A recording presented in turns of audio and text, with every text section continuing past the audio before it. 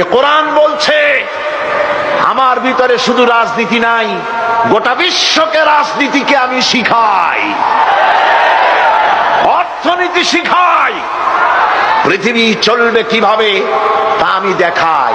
এই জন্য এই কোরআনের আসল মুফাসসির তো আমি নই, কোরআনের আসল মুফাসসির তো মাওলানা সিফাতুল্লাহ সাহেব নন, এর মুফাসসির তো মাওলানা আবুল কালাম আজাদ সাহেব নন, এর আসল মুফাসসির তো মাওলানা কামাল উদ্দিন জাফরি সাহেব নন। এর আসল মুফাসসির কে?